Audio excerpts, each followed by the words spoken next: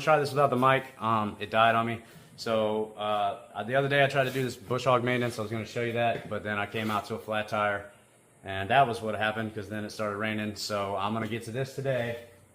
I got to do oil, gearbox oil, grease fittings, and apparently there's two schools of thought on sharpening your blades for these things. One says you sharpen them because you want to cut things. The other is that it's a bush hog. It's not meant to cut, it's meant to knock stuff down. So I'm gonna kind of go in the middle. I'm gonna hit the blades with my grinder, and any like humps or dips or dents, dings, any of that, I'm gonna try to smooth those out at the very least to keep an edge on it. Because I mean, yeah, it's supposed to knock things down, but it's gonna help a little bit if it's got somewhat of an edge. So I'm gonna get started on this. I've never done this stuff before. I mean, I've checked oil and I've greased fittings and I've sharpened blades, but never on a bush hog. It should all be the same. Hopefully I won't take all day doing this and I can get some cutting done, which I'll shoot some video of as well.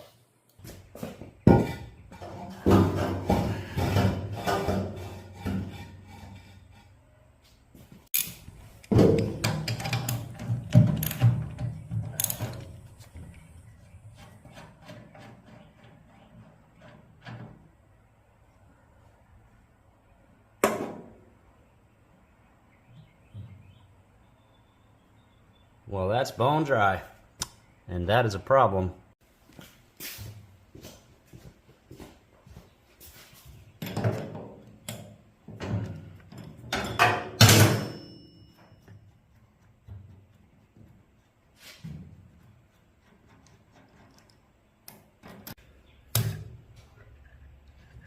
All right, this out, and that should just slide right off.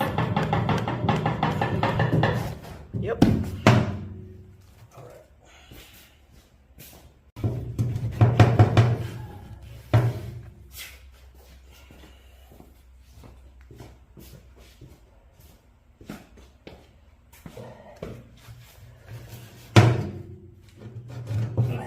Who'd have thought the side with the push button would be the hard part?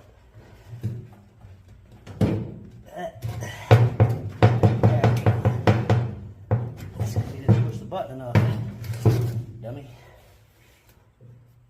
All right, so ran into a problem. Turns out the blades are fine. There's no nicks, there's no nothing. Like, I mean, I haven't had the bush hog that long, so I was just being overly cautious, but my gearbox is completely out of gear oil. So either it came that way or I've run it out and didn't realize it, and this is exactly why you do your maintenance.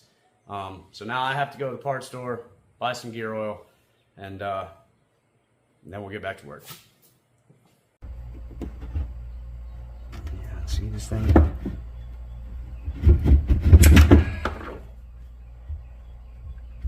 Doesn't want to push the grease down in there.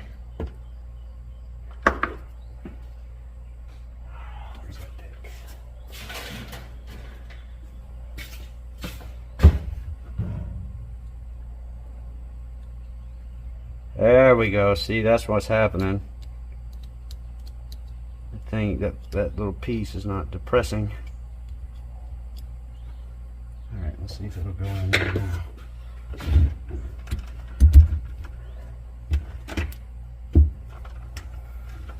Nope. All right, for whatever reason, this fitting is not depressing to let the grease come into the fitting. Oh, yep, there we go. Now I got it. That's what I wanted. It's just, you gotta force it.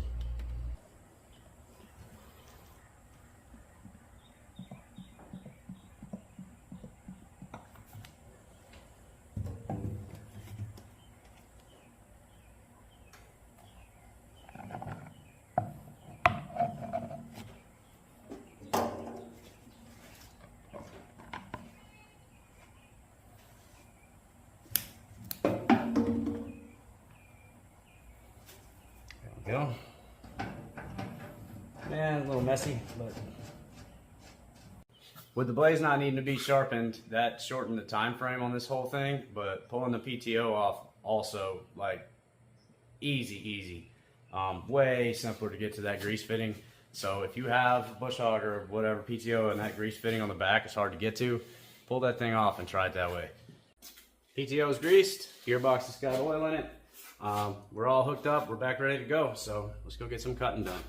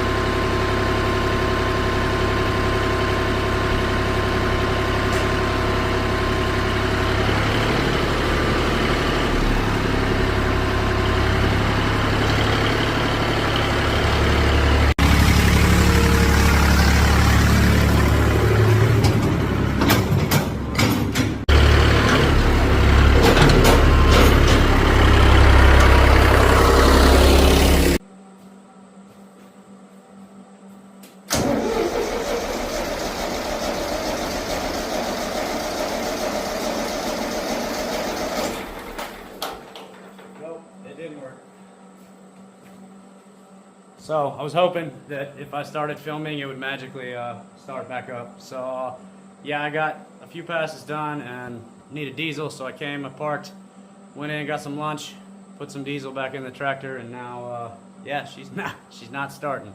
So now I get to troubleshoot this. Probably gonna spill over into tomorrow.